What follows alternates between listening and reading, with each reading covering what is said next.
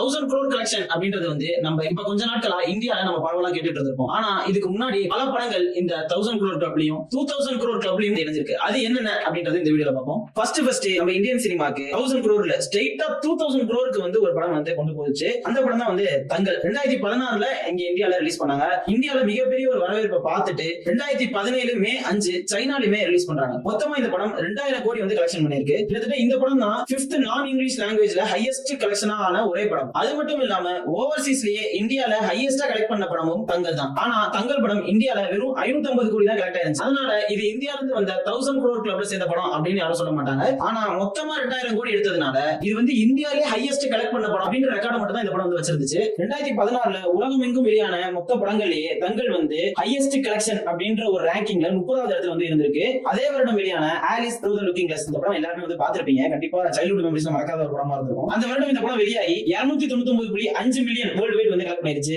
ஆனா தங்கல் 300 million collect பண்ணி 30வது இடத்துல இந்த படம் வந்து இருந்திருக்கு. அடுத்து பாகுபலி 2 தி கன்க்ளூஷன். இந்த படம் தான் இந்தியாவிலேயே முதலா 1000 கோடி அடிச்ச படம். இந்த படம் இந்தியால மட்டும் 1450 கோடி அடிச்சிருக்கு. ஓவர்சீஸ்ல 370 கோடி. இந்த படம் 2017 28 ஏப்ரல் வந்து ரிலீஸ் ஆச்சு. அது மட்டும் இல்லாம இந்த படம் யூஎஸ்ல வெளியாகி 21 மில்லியன் கலெக்ட் பண்ணுச்சு. இந்த படம் தான் first Indian film to cross 20 million அப்படின்ற ஒரு ரெக்கார்டையுமே படைச்சது. யுனைடெட் ஸ்டேட்ஸ்ல அரபிக் கண்ட்ரீஸ்ல கிட்டத்தட்ட 10 மில்லியன் அளவுக்கும் இந்த படம் வந்து கலெக்ட் பண்ணுச்சு. அடுத்தது ட்ரிபிள் ஆர். இந்த படம் வேர்ல்ட் வைடா 1390 கோடி கலெக்ட் பண்ணிருக்கு. இதுல இந்தியால மட்டும் 950 கோடி, ஓவர்சீஸ்ல 440 கோடி. இந்த ட்ரிபிள் ஆர் வெளியானதுக்கு அப்புறம் உலகம் எங்கும் இந்திய படங்களுக்கு ஒரு அங்கீகாரம் கிடைச்சது அப்படின்னு சொல்லலாம். ஏன்னா மீண்டும் நம்ம வந்து ஆஸ்கருக்கு போய் அந்த விருதையுமே நம்ம வாங்கணும். அது மட்டும் இல்லாம ஹாலிவுட்ல இருந்த பல பேருமே இந்த படம் வியக்க வச்சது. இந்த படத்தை பாராட்டியும் சில பேர் வந்து சொல்லியிருந்தாங்க. Chris Hemsworth, Simu Liu, James Gunn, Jessica Chastain, Scott Derrickson, James Cameron போன்ற பல இயக்குநர்கள் வந்து இந்த பாராட்டி பேசியிருந்தாங்க. அடுத்து KGF சாப்டர் 2. இந்த படம் வேர்ல்டு வைடா 1250 கோடி வந்து அடிச்சிருந்துச்சு. இந்தியால மட்டும் 1008 கோடியும், ஓவர்சீஸ்ல 242 கோடியும் கலெக்ட் பண்ணிருந்துச்சு. அடுத்து பார்த்தா இந்த படம் வேர்ல்டு வைடா 1050 கோடி கலெக்ட் பண்ணிருந்துச்சு. இந்தியால மட்டும் 650 கோடி, ஓவர்சீஸ்ல 400 கோடி. அடுத்து ஜவான். இந்த படம் வேர்ல்டு வைடா